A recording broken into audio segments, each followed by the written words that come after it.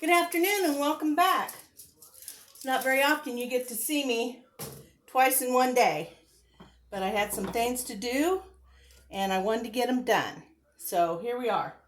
I am making some Snickerdoodle cookies, and if you watched the earlier video, I made chocolate chip cookies with chocolate chips and mini M&Ms in it. And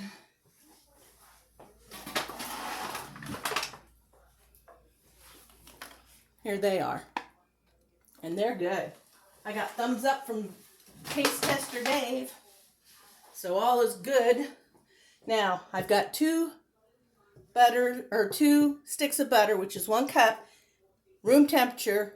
And if, like at my house this time of year, room temperature is too hard to spread. So I put it in the microwave for about 15 seconds on 15 power. And you don't want it melted, you just want it softened. And if you can get it softened in your house, my house is only 68 degrees and it doesn't get it soft enough. So the first thing we're going to do is measure out 2 3/4 cup of flour.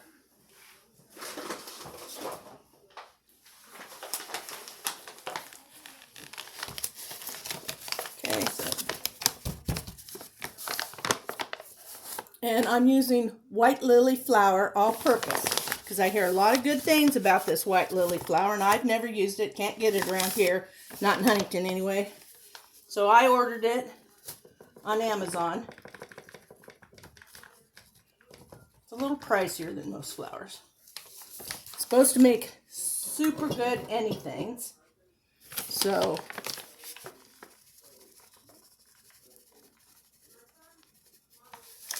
we're going to check it out and see.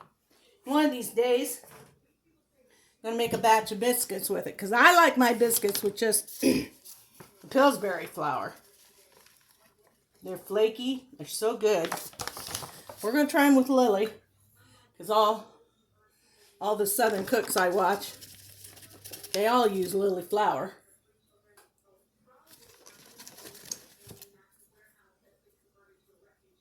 There's a 1/4 cup, or 3/4 cup. Now, set that over there. Oh, wait, I gotta add my other 2 ingredients, or 3 ingredients.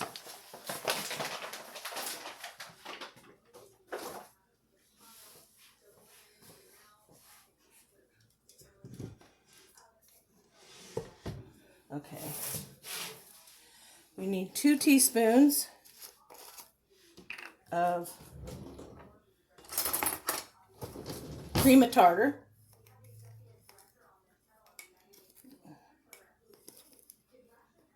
I wish let's see, I'm supposed to use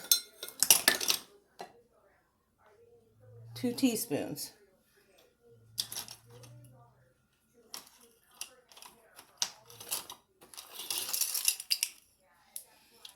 And my teaspoon doesn't fit in here.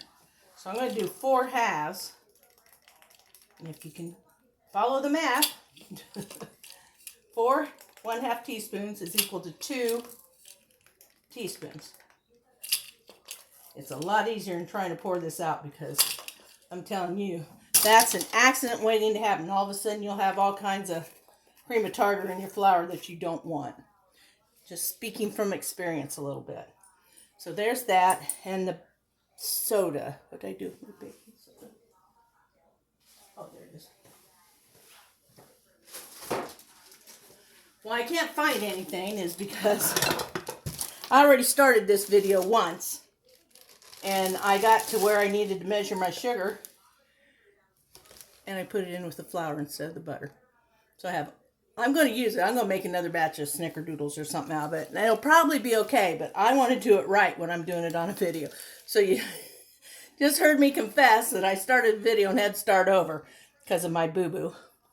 So now we need 1 teaspoon baking soda. And we're going to need 1/2 teaspoon of salt, I think. Yes. And that's this.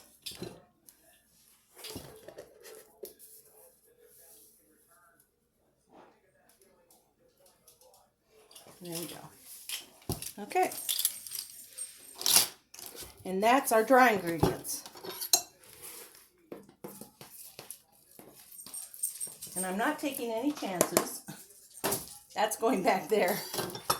Because we need 1.5 cups of white sugar.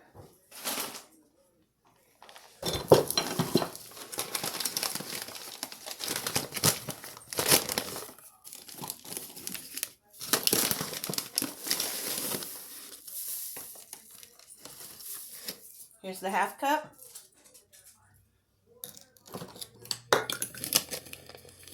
Here's my 1 cup. I don't know why I poured it in the bigger cup. Could have just poured it in here. Okay, there's the 1 cup.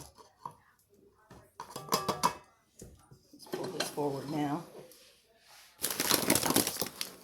Get that out of my way.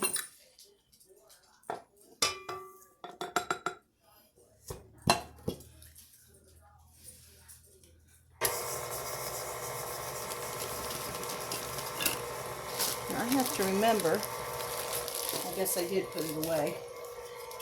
I forgot to leave my vanilla out for this batch of cookies.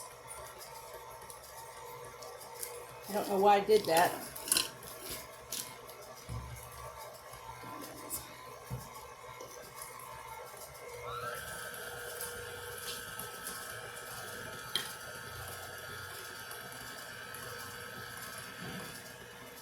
Okay.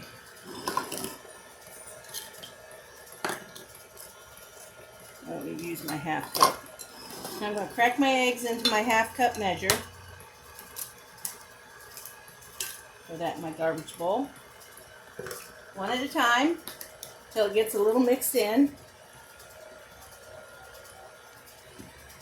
And then the next one.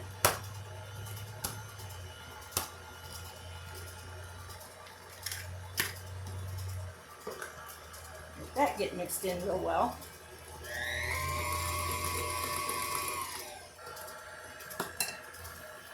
And a teaspoon of vanilla.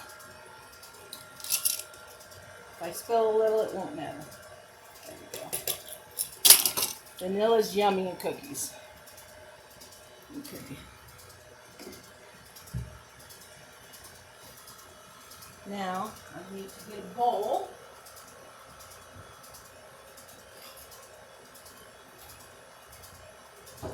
I already have my cinnamon mixed together, so for you, the recipe calls for 3 tablespoons of sugar to 1 tablespoon of cinnamon.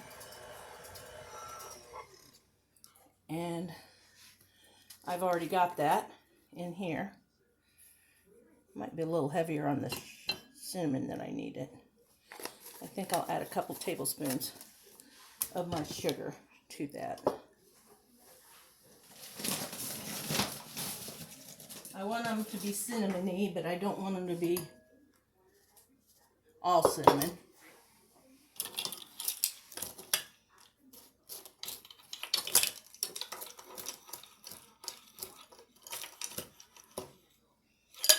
Got a hard crunchy in it. Okay, I'm going to set this aside. It's right here. Sorry you couldn't see me do that. But there's my bowl of cinnamon sugar.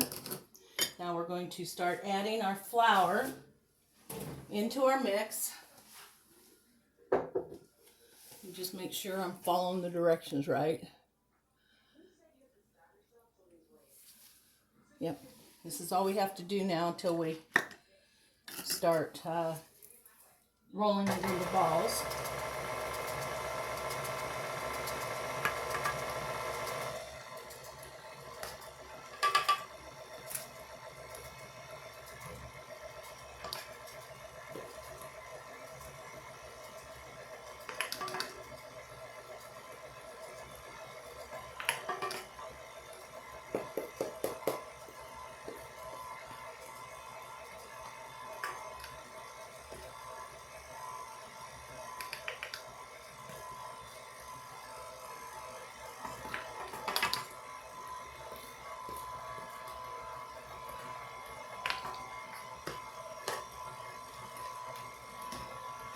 have to add this pretty slow, or else you're going to get more flour on you than you care to.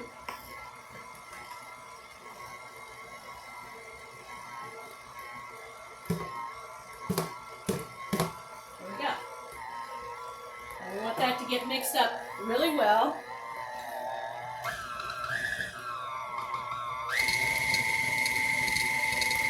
So we're going to let that go for a minute.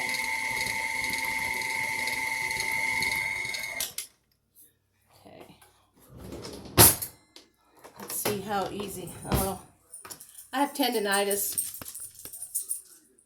I started out the chocolate chip cookie recipe without it on, but I had to go put it on. But I can't roll cookie dough with that on. So here we go.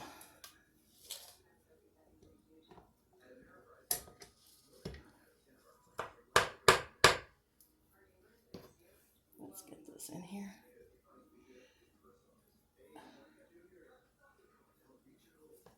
Wish I could hold this in my right hand. I don't scrape very well with my left. Doctor says I have tendinitis. I'm not sure. I've had tendinitis before, not in my wrist. It didn't hurt like this. It was annoying, and I had to be careful. But this goes all the way around my wrist, up my thumb, up the side of my hand, and into my fingers. And I suppose between the nerves and the tendons and everything, it's probably all connected. So when I had it on my elbow, it just hurt here. Didn't hurt over here or around. So I'm not sure. Yeah, not going to worry about that. Okay, let me get this scraped down. Looks like it's going to be pretty sticky for rolling. I'm going to have to see.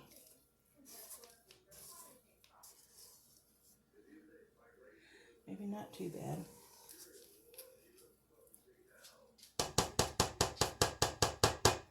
Okay, I'm going to use a little cookie scoop.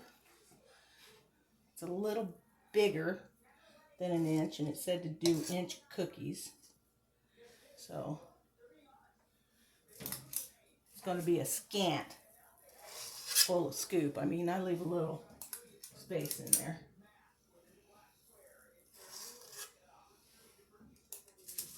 We're going to load this up with cookie dough. And then I'm going to roll them. They're not too sticky. Okay? Like not quite as big as a ping pong ball. You don't want them real big. Then we're going to roll them around in this sugar mixture. Okay, and then we're going to add them to my cookie sheets over here. And then I will be baking them. And when I get far enough along that I can show you how they're turning out, I will be back. So hang in there. Trust me, I'll be gone a lot longer than you will. I'll see you in a second. Hey, welcome back everybody. I've just been cooking and rolling. I started out with this scoop, my medium scoop. Immediately went to this one. So I threw in the ones I had and divvied them back up. So we're up to about, let's see,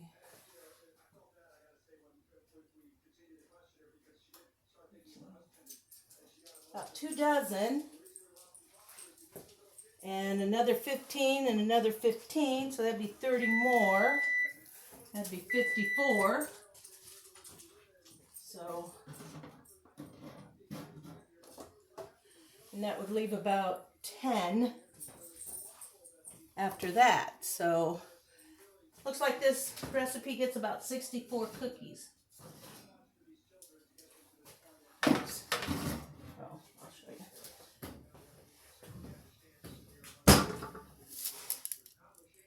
These are it. And they are good. Excellent, excellent cookies. We'll get to those in a second. Let me get my next batch in.